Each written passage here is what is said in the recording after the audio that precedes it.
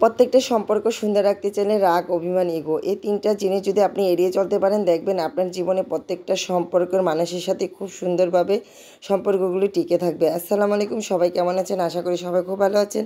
আলহামদুলিল্লাহ, আমিও ভালো আছি। তো আজকে হচ্ছে আমি ক্যামেরাম্যান। এই যে ভিডিওতে যাদেরকে দেখতে পাচ্ছেন, একজন হলো আমার ছেলে আর আমার ছেলের ছোটো আম্মু। তো ছোটো আম্মুকে নিয়ে সে আজকে বের হয়ে গেল চোখের ডাক্তার দেখাতে, কারণ বরাবরই সে সবসময় আমার সাথে চোখের ডাক্তার দেখায়। তো আজকে আমিও আছি, কিন্তু তার ছোটো আম্মু ফোন করে বলল যে তুমি এখানে চলে এসো, আমার পরিচিত হসপিটাল এবং চশমা আমি কিনে দেবো, তার জন্যই চলে আসলাম। ছোটো আম্মুর পছন্দের অনুযায়ী ডাক্তারও দেখানো হলো। এখন ছোটো আম্মুর পছন্দে নাকি সে চশমা কিনবে, সে চশমার দোকানে যাচ্ছে। তো মাঝখানে আমি একটু ভিডিও করে নিলাম। এত বৃষ্টি হচ্ছিল, রিস্কের মধ্যে ভালো করে আর ভিডিওটা করতে পারিনি। তো যাই হোক, দোকানে চলে আসছি, যেহেতু তার ছোটো আম্মুর পরিচিত দোকান আর এখান থেকে সে সবসময় চশমা কিনে, তো তার জন্য এখানে আসতাম। তো আমি বললাম যে আমি তো বরাবরই তোমাকে পছন্দ করে চশমা কিনে দিই, এবার ছোটো আম্মু কিনে দেবো। সেও খুশি, একটার পর একটা ট্রায়াল দিয়ে দেখছে আর ছোটো আম্মুকে দেখাচ্ছে। তো আমি আসলে ভিডিও করে যাচ্ছি আর তাদের চশমাগুলি তারা কীভাবে মানে পরতেছে সেটা আমি দেখতেছি। তো যাই হোক, মা ছোটো আম্মু কে সবারই অনেক প্রশ্ন থাকতে পারে, তো সম্পূর্ণ ভিডিও দেখবেন।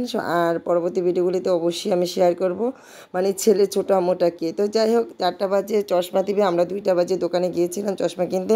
তো এতটা সময় আমি কি করব, তার জন্য ছোটো আম্মু তার বাসায় তার ছেলেকে নিয়ে গেল, তো সাথে সাথে আমাকেও যেতে হলো। তো 1 ঘন্টার মধ্যে সে তার ছেলের জন্য ছোটো আম্মু মানে ছোটো আম্মু তার ছেলের জন্য বিরিয়ানি রান্না করলো। তো আগে থেকে সে মাটনটা মানে বের করে আসছিল, তো আর গিয়ে তাড়াহুড়া করে রান্না করে দিল। আর এত মজা হয়েছিল, অল্প সময়ের মধ্যে অনেক মজা হয়েছিল বিরিয়ানিটা। তো বিরিয়ানি খাওয়ার পরে সে আবার মানে ছোটো আম্মু তার আবার মেয়ের জন্য বিরিয়ানিটা বক্সে ভরে দিয়ে দিল। তো সব কিছু খাওয়া দাওয়ার পরে আবার বাসার উদ্দেশ্যে আমাদের রওনা দিতে হবে। এর মাঝখানে দোকান থেকে আবার চশমাটা আমরা নিয়ে তারপরে বাসার উদ্দেশ্যে রওনা দিলাম। তো যাই হোক, এই তো বক্সে ভরতেছে, আমি বলতেছি এতটা দিও না। সে আসলে 1 বক্স নয়, বাসায় এনে দেখি সে 2 বক্স বিরিয়ানি দিয়ে দিয়েছে। তো যাই হোক, সবাই একসাথে খেয়ে অল্প সময়ের মধ্যে অনেক মজা করে আবার বাসার উদ্দেশ্যে চলেও আসলাম।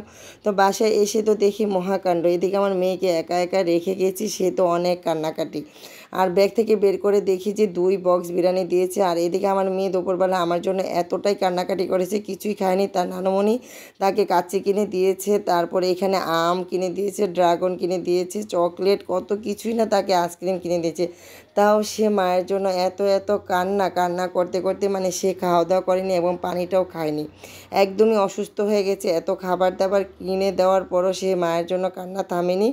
তো আমাকে সবাই বকা দিয়েছে, কেন তুমি নিয়ে যাও না সাথে করে। আসলে আমার মেয়েটা অনেক অসুস্থ ছিল, অনেক দিন হসপিটালে ভর্তি থাকার পর বাসায় ফিরে আসলাম, আবার মেয়েকে সাথে নিয়ে যাব, জার্নি করব, সে বয়া নিয়ে জেনে এসে তো দেখি একদমই খাওয়া দাওয়া বন্ধ। সারাদিন সে পানিটাও মুখে দেয়নি, তার মা কেন তাকে রেখে গেছে। সে অনেক কান্নাকাটি করেছে, একদম অসুস্থ হয়ে গেছে।